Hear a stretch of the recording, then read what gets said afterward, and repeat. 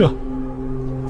이에 예수께서 다시 속으로 비통히 여기시며 무덤에 가시니 무덤이 굴이라 돌로 막았거늘 돌을 옮겨 놓으라 하시니 그 죽은 자의 누이 마르다가 이르되 주여, 죽은 지가 나흘이 되었음에 벌써 냄새가 나나이다. 내 말이 네가 믿으면 하나님의 영광을 보리라 하지 아니하였느냐. 하시니 돌을 옮겨 놓으니 예수께서 눈을 들어 우러러보시고 이르시되 아버지여, 내 말을 들으신 것을 감사하나이다. 항상 내 말을 들으시는 줄을 내가 알았나이다. 그러나 이 말씀하옵는 것은 둘러선 무리를 위함이니 곧 아버지께서 나를 보내신 것을 그들로 믿게 하려 함이니이다. 이 말씀을 하시고 큰 소리로 나사로야, 나오라. 부르시니 죽은 자가 수족을 배로 동인 채로 나오는데 그 얼굴은 수건에 쌓였더라. 풀어놓아 다니게 하라. 마리아에게 와서 예수께서 하신 일을 본 많은 유대인이 그를 믿었으나 그 중에 어떤 자는 바리새인들에게 가서 예수께서 하신 일을 알리니라.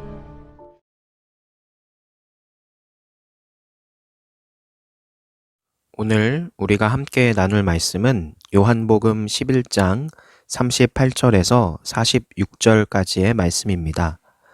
오늘 말씀을 보면 예수님이 죽은 지 4일이 지난 나사로를 살리십니다. 예수님은 막아놓은 무덤에 돌을 옮겨 놓으라고 말씀하신 후에 하늘을 향해 기도하시고 나사로를 무덤에서 불러내셨습니다. 부활과 생명의 주인이신 예수님만이 죽은 자를 무덤에서 살리실 수 있음을 보여주는 거죠. 마찬가지로 죄로 죽었던 우리를 영원한 형벌로부터 구원하실 분도 오직 예수님 뿐이라는 사실을 우리가 기억해야 합니다. 예수님은 죽은 지 이 4일이나 지나서 부패하기 시작해서 냄새가 나는 나사로를 살리셨습니다. 부활과 생명이신 주님만이 하실 수 있는 일이죠.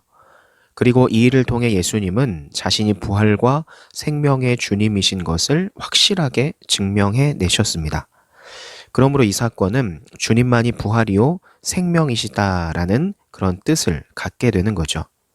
죽은 나사로를 살릴 수 있는 유일하신 분이 예수님이시듯 죄와 사망에서 죽었던 우리를 살리실 분도 예수님이심을 알려주는 겁니다. 성경은 우리가 죄로 인해 죽었던 사람들이라고 표현합니다. 그런 우리를 살리신 분, 살리실 분이 예수님입니다. 주님은 오늘도 큰 소리로 사망에 속한 죄인들을 불러내셔서 생명을 주고 계십니다. 여러분이 이미 그분의 음성을 듣고 생명을 얻었다면 그렇지 못한 사람들에게도 주님의 음성이 들려지도록 해야 하겠죠. 예수님은 돌을 옮겨놓고 하늘을 향해 기도하셨습니다. 하나님의 아들이신 주님은 독자적으로 모든 일을 하실 수 있으셨지만 이 땅에 계시는 동안에 자신과 아버지 하나님과의 친밀함을 늘 보여주셨습니다. 이것은 우리를 향한 메시지이기도 합니다. 기도와 또 간구함을 드리기 전에 하나님과의 친밀함이 전제돼야 한다는 거죠. 응답받는 기도는 관계가 선행되는 기도다. 즉 여러분이 진정으로 하나님 아버지와 부모와 자녀의 관계에 있다라는 확신이 있다면 여러분의 기도는 어떤 식으로든 반드시 응답이 됩니다.